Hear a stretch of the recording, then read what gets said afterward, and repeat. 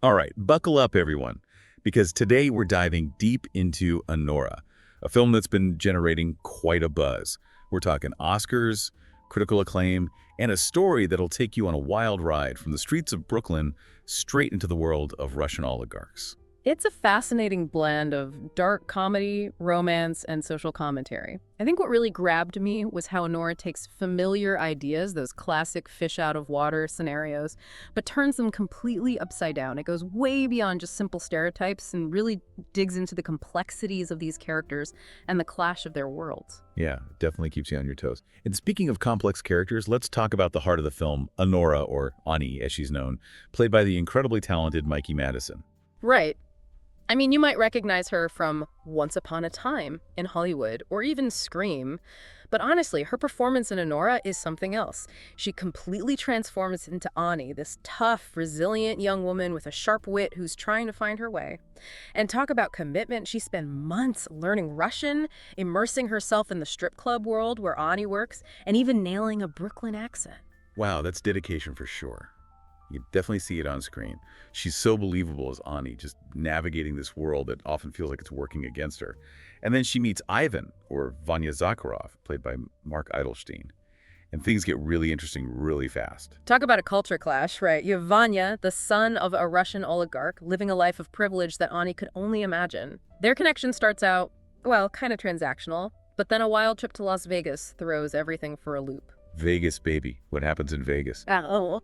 Well, sometimes it sets off a whole chain of international events, apparently. And that's putting it mildly.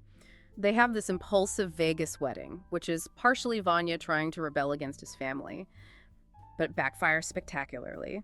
We're introduced to his parents, Nikolai and Galina Zakharov, who are forces to be reckoned with. They represent this immense wealth and power that Ani's suddenly tangled up in.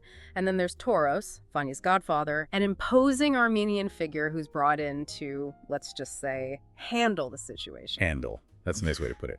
So Toros is basically tasked with getting Vanya back to Russia and that marriage annulled by any means necessary. We see some intense power play, some tense scenes with Toros' henchmen, Garnik and Igor. And Ani, she's caught right in the middle of this high-stakes game. And it would be so easy for the film to fall into those predictable tropes, right? You know, the naive young woman against the controlling, wealthy family. But that's not what Anora does. Ani fights back, using her street smarts and a surprising amount of vulnerability. She's not just a pawn, she's a player in this game. Exactly. And there's even a moment where things seem like they might go her way. The court initially dismisses the annulment. You think, okay, maybe they have a fighting chance. But Vanya's family, well, they don't give up that easily. Not a chance. The whole family, including Ani and Vanya, they all end up back in Vegas. And the tension is thick enough to cut with a knife. It's during this trip that the power dynamics become really clear, especially through Galina, Vanya's mother. She makes sure Ani understands exactly what she's up against: threats, intimidation, the full force of their wealth and influence. It's like watching money weaponized, isn't it? You see how it can create this illusion of control over people's lives. And Ani, she's grappling with this immense pressure, this impossible situation. And it's fascinating to see how she navigates it all. On the one hand, she's drawn to Vanya, to this glimpse of a life she never thought possible. But at the same time, she sees his weakness, how easily he bends to his family's will. Yeah, it's almost heartbreaking because you see this genuine connection between them. But the reality of their situation, that power imbalance, it just becomes impossible to ignore. And ultimately, she makes a decision. Ani signs those annulment papers. It's a moment that feels both practical and heartbreaking. You see this mix of self-preservation and a dawning sense of disillusionment. Right. And then, just when you think you know where the story's going, we follow Ani on her journey back to New York. And not with Vanya, but with Igor, one of Toros' henchmen. What follows is this unexpected scene, full of depth and vulnerability. It really challenges everything we thought we knew about these characters. It's a testament to Sean Baker's talent as a writer and director. He finds humanity in these unexpected places, exploring complex relationships without resorting to easy answers or judgments. We don't get simple heroes or villains. We get real people, flawed and multifaceted, capable of surprising us. Absolutely. And speaking of Sean Baker, did you know he wore multiple hats on this film? I mean, he wrote it, directed it, produced it, and even edited it. It's really a testament to his vision for this film, and it's worth mentioning his unique production style. He chose to shoot Anora on 35mm film, which is pretty unusual these days. It adds this grainy, realistic texture that reminds me of those classic 70s crime dramas. Oh, that's interesting. So was he going for a specific visual style, or was there more to it? Well, Baker is known for his dedication to authenticity. He wants his films to feel grounded and tangible. Shooting on film, as opposed to digital, lends itself to that grittiness, that connection to a real lived-in world. It's not about polish or perfection, it's about capturing a certain rawness and immediacy. I could definitely see that. It makes Anora stand out from the typical Hollywood fare. And speaking of standing out, Anora has also sparked some important conversations about his portrayal of sex work. Yeah, that's where things get really interesting. The film doesn't shy away from the complexities of the sex industry. It explores power dynamics, financial realities, the camaraderie and agency of the women working at the club.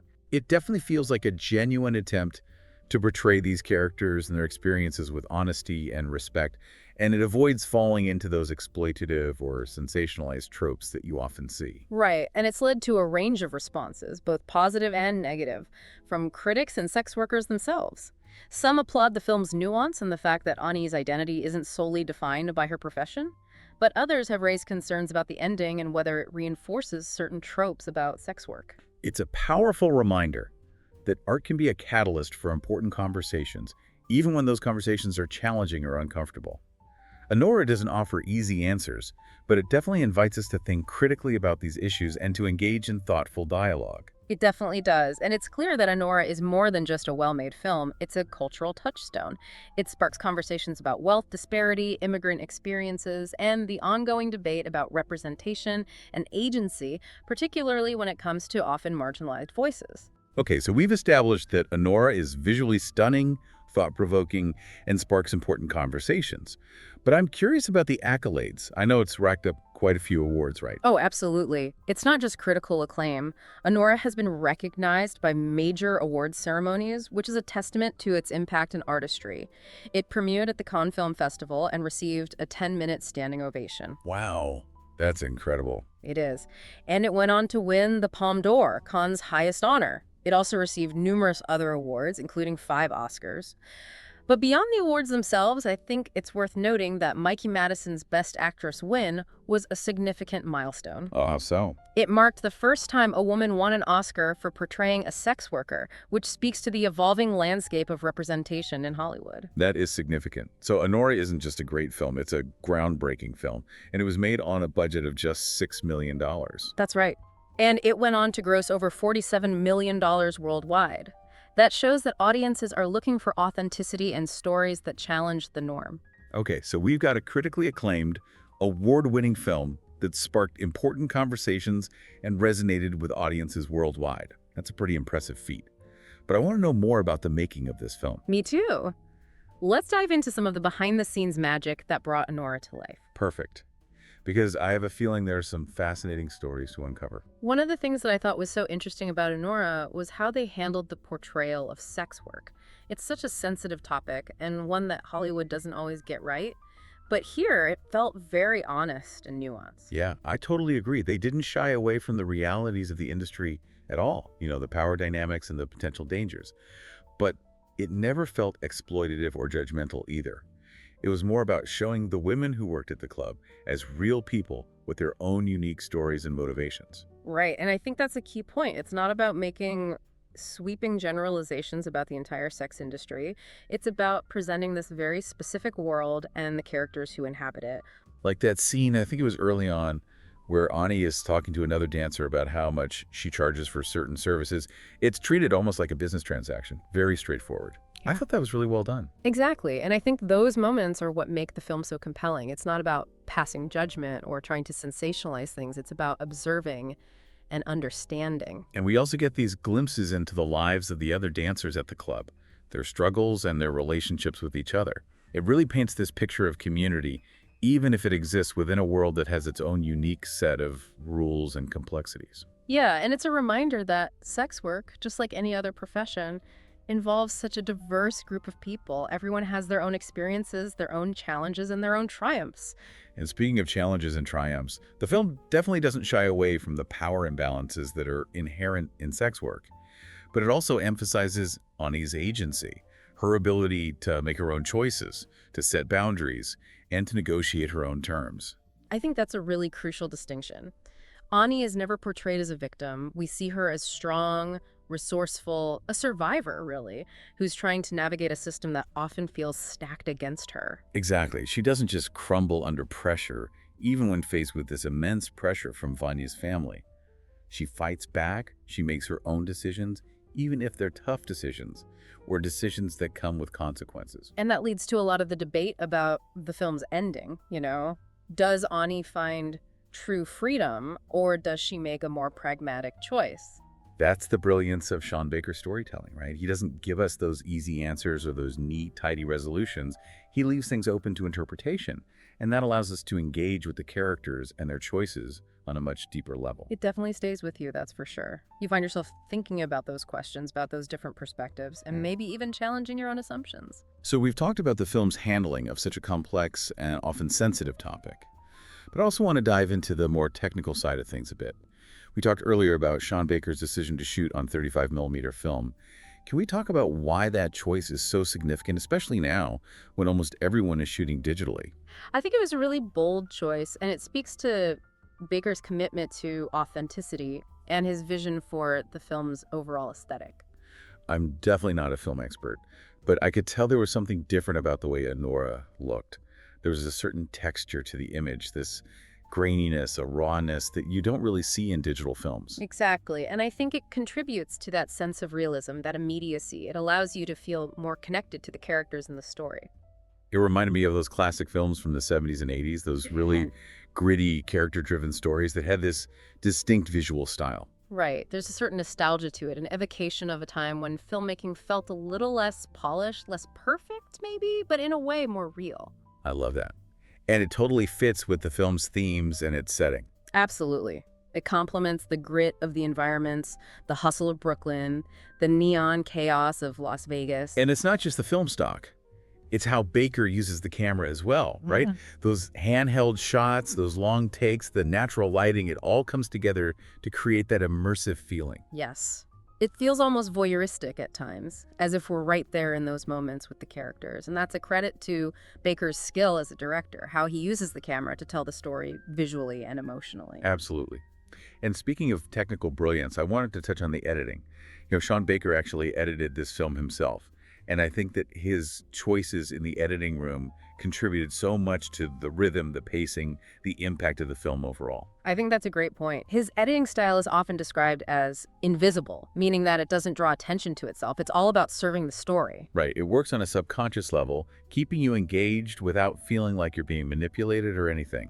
Exactly. And I think it's through the editing that he's able to balance all those different tones in the film, the humor, the romance, the drama, the social commentary. It all comes together so seamlessly. It's pretty amazing when you think about it, how he blends all those elements without it feeling forced or disjointed. And then there are those jump cuts, those quick transitions between shots. They inject this sense of energy, of spontaneity, as if we're experiencing life as it unfolds. It definitely keeps you on your toes. You never quite know what's coming next, which I think mirrors the unpredictable nature of the characters' lives in the film. It's brilliant.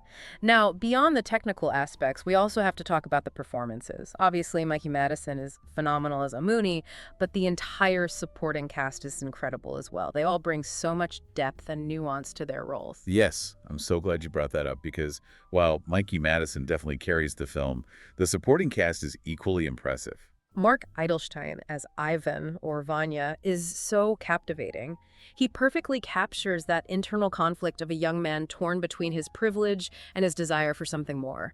He's charming and impulsive, but also vulnerable, and he makes some questionable choices, for sure. And the chemistry between him and Madison is fantastic. You totally believe in their relationship, this very unconventional love story, even with all these external forces trying to pull them apart. Absolutely. And then there's Karen Karagulian as Toros, Vanya's imposing godfather. He has this quiet intensity, this gravitas that really draws you in. He keeps you guessing. Yeah, you never quite know what he's thinking or what he might do next. Mhm. And yet, there's this element of sympathy there too, right? You can sense Yeah. his loyalty to his family, even if his methods are a little questionable. Right. And the actresses who play the other dancers at the club, Lindsay Normington, Luna Sophia Miranda, and Emily Whiter, they're all fantastic. They bring such authenticity and warmth to their roles. You really feel the sense of camaraderie and support among the women. I agree, it adds so much to the film.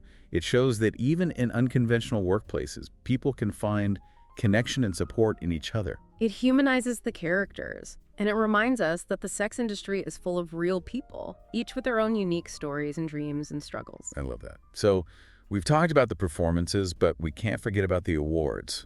Anora cleaned up at the 97th Academy Awards, right? 5 Oscars, including Best Picture. It's a pretty remarkable achievement. It really speaks to the film's impact and its resonance with both critics and audiences. And John Baker made history as well, right? Yeah, He became the first person to win 4 Oscars for a single film. that's right. He even surpassed Walt Disney. It's incredible. So we've covered a lot of ground here. The film's handling of a very complex topic, its technical brilliance, those amazing performances, all the awards. It's clear that Anora is a very special film. But I'm still so curious about the actual making of this movie, the behind-the-scenes stuff, the little details that brought it all together. Me too. I'm always fascinated by the stories behind the stories, those little nuggets that give us a glimpse into the creative process. Because I have a feeling there are some fascinating stories waiting to be uncovered. Hmm. So we've talked about the plot, the characters, the amazing technical aspects of the film, the awards. But I keep thinking about what Anora is trying to tell us about the world. Mm. It's more than just a love story or a crime thriller, right? Mm. It feels like there's this deeper social commentary going on, this exploration of wealth and power and what it means to achieve the American dream. Absolutely. And I think one of the most interesting things about Anora is how it explores these themes by putting 2 completely different worlds on a collision course. You have Amani, who represents the hustle and grit of working class Brooklyn, and then you have Vanya's family, this picture of extreme wealth and often the detachment that comes with it. Right, it's almost like a twisted fairy tale. Instead of a glass slipper, we have a stripper pole. And instead of a charming prince, we have this guy who's more into video games than standing up to his parents. Exactly. It's a total subversion of those classic tropes, and that's where the social commentary becomes so powerful. The film isn't afraid to show the ugliness that can exist underneath all that wealth, the casual cruelty that can come with unchecked power. Like that scene where Vanya's mother, Galina, shows up. She just dismisses Ani instantly, sees her as nothing more than a gold digger, a problem to be solved.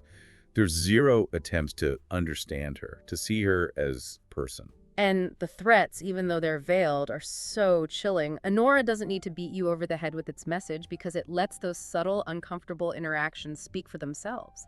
You see how wealth can distort people's perceptions, how it creates this sense of entitlement, this disregard for the rules that everyone else has to follow. It really makes you think about the price of that kind of wealth, the isolation that it can create, not just for the people who have it, but also for those who get pulled into their orbit. And for Ani, who's working so hard, but struggling to make ends meet, it highlights the limitations of the American dream, right? It's like the system is rigged against her, no matter how hard she tries. And that's where the film's portrayal of sex work becomes even more interesting. It's not glamorized or presented as this easy choice. It's a means of survival, a way to take control in a world that doesn't offer a lot of options. It's complex, and Anora doesn't try to simplify it.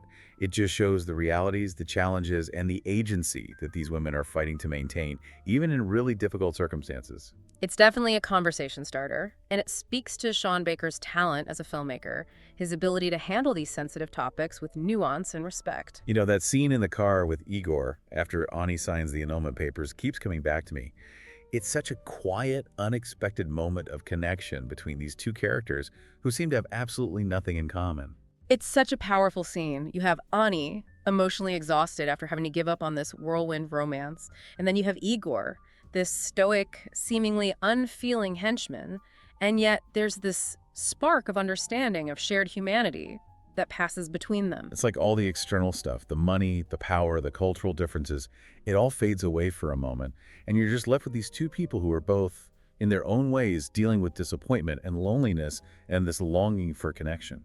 And the way Baker directs that scene, the close-ups, the silence, the way the light hits their faces, it's incredibly moving. It's a reminder that even in the middle of all this chaos and heartbreak, human connection can still happen in the most unexpected places. And that's what makes Anora more than just a story about wealth and power. It's a film that reminds us of our shared humanity, our capacity for empathy, and how we can find ways to connect with each other, even across these huge differences. It's a film that makes you think, makes you feel, and makes you question your own perceptions. I think that's what makes it a truly great film. I completely agree. It stays with you and it encourages you to keep thinking about the themes, the characters, the world that Sean Baker has created. Well, I know I'll be thinking about Anora for a long time. It's definitely a film that deserves to be seen, discussed, debated, and I have a feeling it will continue to resonate with audiences for years to come. If you haven't seen it yet, I highly recommend checking it out. Absolutely. And maybe even have your own deep dive discussion about it afterwards. Until next time, keep exploring those stories that challenge us, inspire us, and remind us of our shared humanity.